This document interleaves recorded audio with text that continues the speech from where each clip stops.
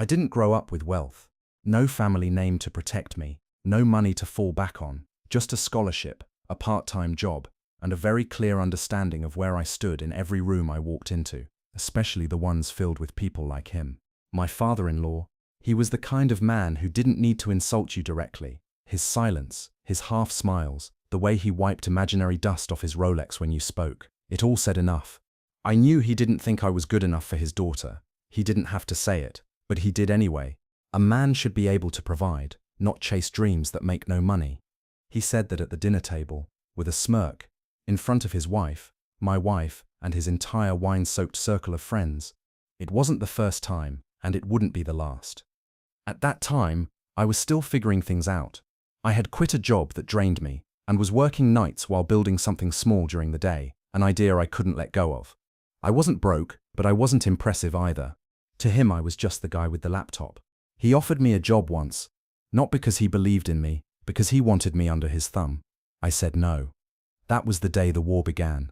A quiet war, one he didn't even know he was in. He started treating me like furniture at family events, talking about me while I was in the room, saying things like, well, if it doesn't work out, there's always Uber. At least she married for love, right? I smiled. Every time, I let him think I didn't mind. What he didn't know was, while he was mocking me over wine and steak, I was sleeping 4 hours a night and building something that scared even me. No funding, no hype, no applause, just brutal consistency. And then, the real opportunity came. Not from a VC, not from a lucky break. From him. He made a mistake, one so arrogant, so predictable, that I almost felt bad when I saw it coming. Almost. By the time he realized what I had done, he had already lost the one thing he never thought I could touch. It started with a handshake, one of those firm, bone-grinding grips meant to assert dominance. He looked me straight in the eyes, didn't blink once, and said, "So you're the young man she keeps talking about." His tone wasn't welcoming. It was like a banker inspecting a questionable loan. I had just turned 26. I'd proposed to his daughter after 3 years of dating, and she'd said yes with the kind of conviction that made me feel like maybe, just maybe, I could finally stop proving myself to the world. But then I met him, and I realized I wasn't done yet.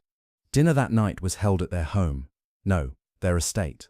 Marble floors, abstract art, wine that came with its own story and its own sommelier. Everything in that house screamed status, money, control. We sat at the table, 12 seats long, and he sat at the head like a king. He asked me about my job. I told him I had recently left a corporate role to focus on something of my own. I didn't go into detail, still working out the pieces myself. He nodded slowly and said, "So, unemployed." I smiled politely. His wife chuckled, like it was a harmless joke. My fiancé squeezed my hand under the table. I let it go. Later that evening, as dessert was served, he made a toast. To family, ambition, and making choices that actually pay off. No one said a word, but everyone knew who it was aimed at. That was my first taste of how things were going to be. The next few months were filled with more subtle barbs. He would send my wife articles about how to support your partner during unemployment. He once offered to help me polish my resume, while patting me on the back like a charity case. And yet he never outright said I wasn't enough. He just made me feel it, every time, with every word. At some point, I started avoiding him altogether, skipping family brunches, making excuses. But that only made things worse. Because now, instead of just thinking I was beneath him, he started thinking I was afraid of him. And maybe I was. Not of him, but of what his judgment made me feel about myself. That version of me, the one who let it all slide, who smiled through the insult, he died the day I realized. I wasn't going to fight back with words. I was going to fight back with silence. And that silence was about to get very, very loud. While he was laughing at his own jokes and swirling $100 wine, I was putting in 18-hour days in a cramped studio apartment that doubled as my office and living room. I didn't post about it. I didn't brag. There was nothing to brag about yet. Just silent work, brutal trial and error. Days when the bank balance dipped so low it made my chest tighten. Nights when I stared at code, or contracts, or cold emails for so long, the words blurred. He thought I was floundering. And in some ways, I was. The first product launch flopped. 2 clients backed out within the first month. A supplier overcharged me by thousands because I didn't know what I was doing. Each mistake cost me, Not just money, belief. But then something shifted. I landed a small contract, nothing big, but enough to keep going. Then another. Then, one client referred me to a friend. And that friend had a company with real needs, real money. The first decent invoice I sent felt like breathing after being underwater. But I didn't tell anyone, especially not him. He was still doing his thing. Sunday brunches, subtle jabs, asking my wife, "So how's the entrepreneur thing going?" She'd smile. She believed in me. She never stopped. But I could see the toll it took on her too. She was tired of defending me. Tired of being caught between love and legacy. Once he told her she could move back home until he gets it together. I found out later. She didn't tell me right away. And I'll be honest, there was a moment where I almost gave up. Not because of him, because I was starting to believe him. But then came the deal.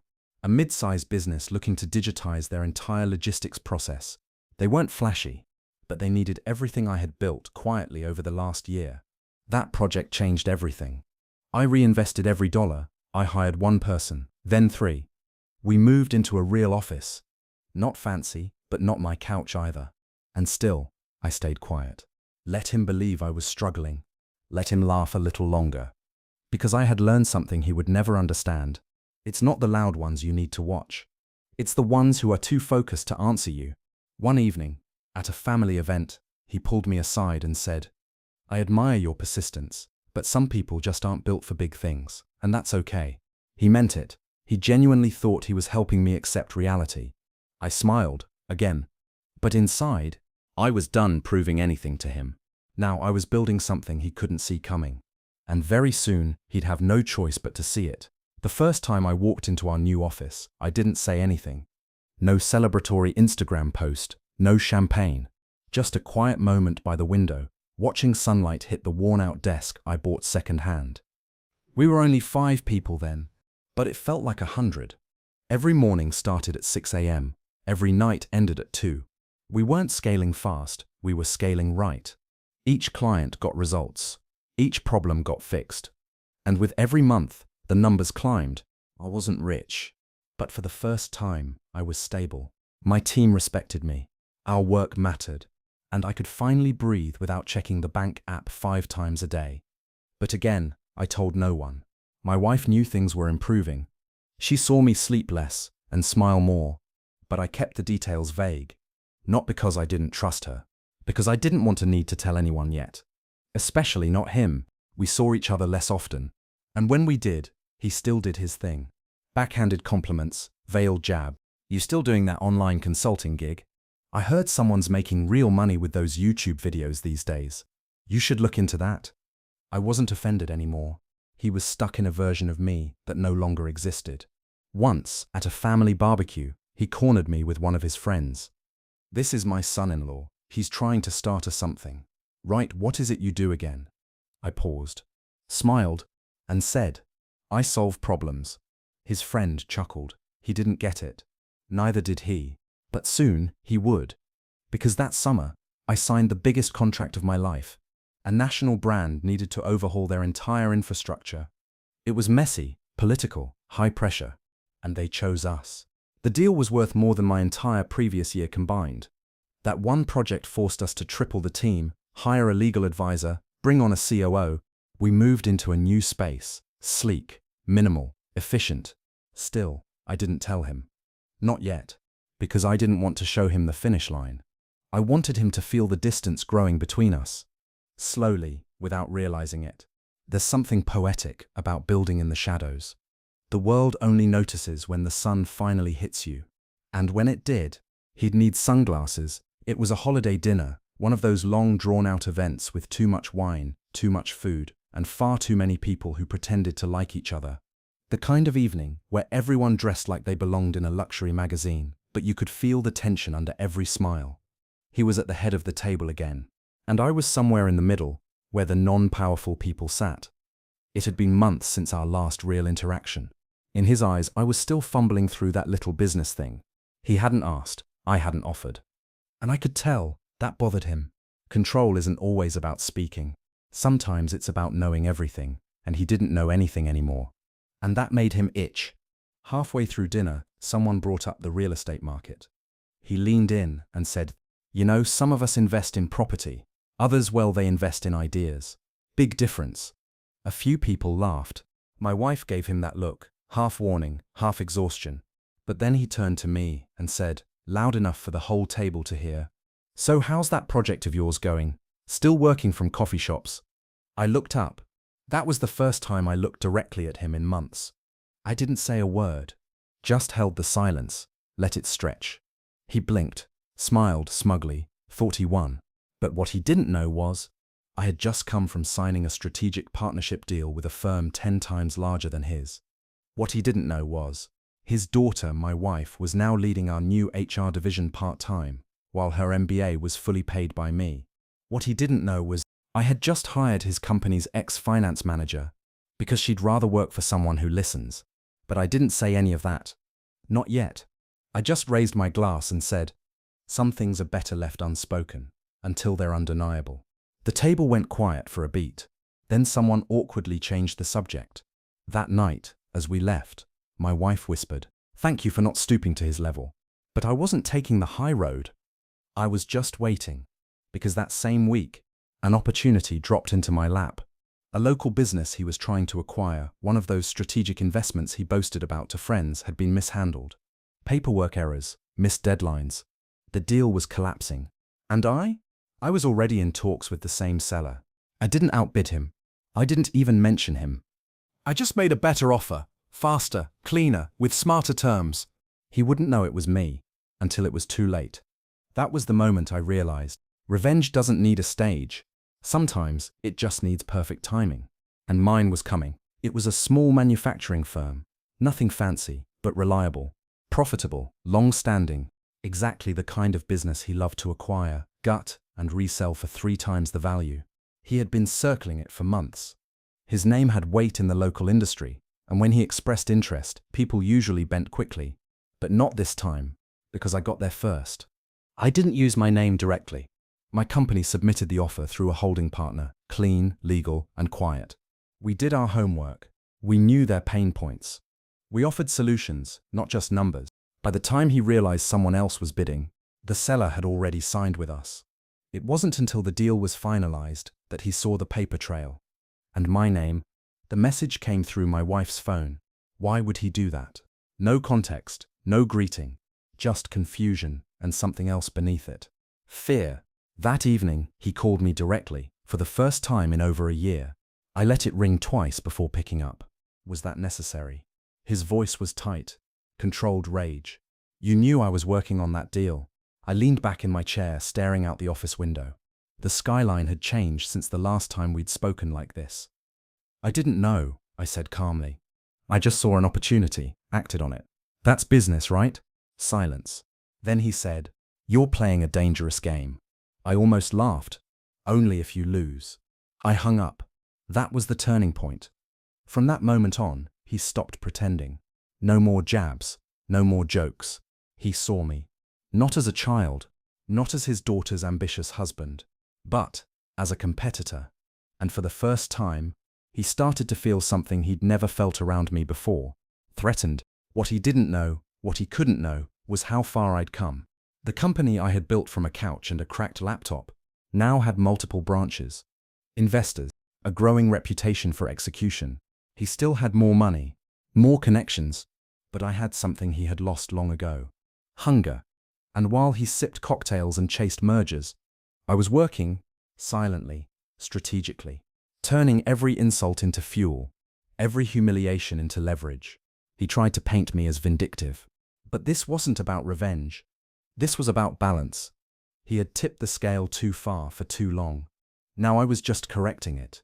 And it was only the beginning. It started with an email. A national business publication was honoring a list of under 40 entrepreneurs who were reshaping the industry through innovation and grit. They wanted an interview, a photo shoot, a feature spread. At first I hesitated. Publicity wasn't part of the plan. I had built everything in silence. Why change now? But my team insisted. They said the exposure could change everything. Attract talent, bring partnerships, open doors we hadn't even considered.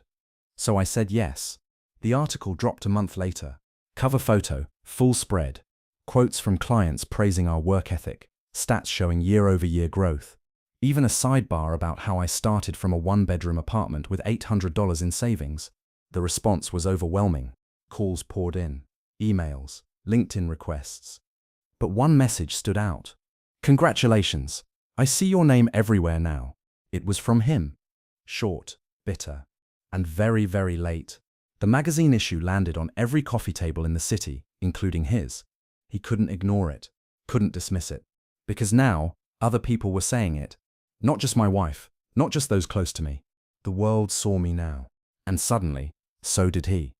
A week later, there was a fundraising gala for a local hospital. One of those events where names and titles mattered more than the actual cause. He was there, as always. Front row, shaking hands, being important. But this time, so was I. They seated us at the same table, and the host, without knowing the history, introduced me first. "We're so honored to have my name here tonight. His company's donation will help renovate the entire pediatric wing. Truly inspiring work." The applause was polite. But I saw it, the flicker in his eyes, the way his smile faltered, just for a second. He recovered quickly, of course. He was good at that. But as the night went on, I noticed something else. People started turning to me instead of him, asking for insights, compliments, even business cards. At one point, a young entrepreneur said, "Your story changed how I think about risk, thank you." He heard that, and for once, he said nothing. Later, as we were leaving, he pulled me aside and said, "You've done well, but let's see how long it lasts." I nodded.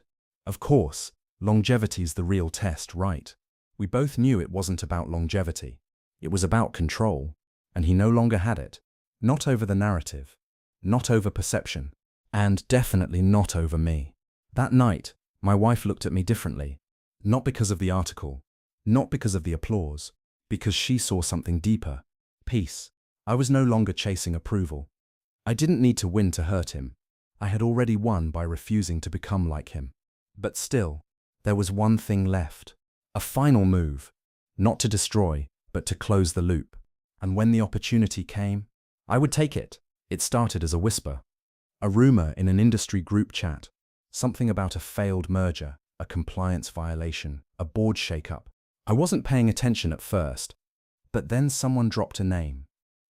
Turns out one of his major assets, an aging logistics company he'd been trying to modernize, had been hit with a data breach. Customer trust plummeted. Shareholders panicked. Partnerships began to evaporate. And the real blow, a federal audit had uncovered years of misfiled taxes and contractual irregularities. He wasn't going to jail, but the fallout was brutal. Lawsuits, fines, board pressure. For the first time in decades, he wasn't in control, and the industry smelled blood. I got the call 2 days later. A mutual acquaintance, a finance guy. "You know, if you ever wanted to acquire something, now might be the time. His portfolio's leaking from every corner." I said nothing. But inside, I could feel it. The shift. The years of being ignored, dismissed, humiliated. They all pressed into this one moment. I could destroy him, take what was left, make the same calls he used to make behind closed doors, this time with my name at the top, but I didn't. Not immediately. Instead, I asked my assistant to pull public records. Everything available. Where he was bleeding, who was circling, what assets were exposed. It wasn't about gloating. It was about understanding the map. Because in a game like this, you don't win by moving fast. You win by moving last. That weekend, I bumped into his daughter, my wife, at home, reviewing a printed article. Front page of a business blog. Once Titan faces collapse, legacy or liability. She didn't say anything, just slid it toward me across the counter. I looked at her. "Do you think he deserves help?" She paused. "I think he's never needed help. That's why he's like this." Later that night, she added softly, "But I also think you've already won. Just don't lose yourself proving it." That stuck with me. Because she was right. Revenge isn't a finish line. It's a temptation. And if you chase it too far, you risk becoming exactly what broke you. Still, there was a way to help him. A way that wouldn't compromise my peace, wouldn't reward his ego, and wouldn't erase the lessons he needed to learn. But it would take precision. A carefully crafted move. Something that would protect his legacy, but make sure he never forgot how he was saved. and I had just the plan. That week, I set up a quiet meeting with one of the buyers eyeing his failing firm. I didn't sabotage the deal. I didn't insert myself for glory. I simply vouched, shared insight, helped close it behind the scenes. The company would survive. Jobs would be saved.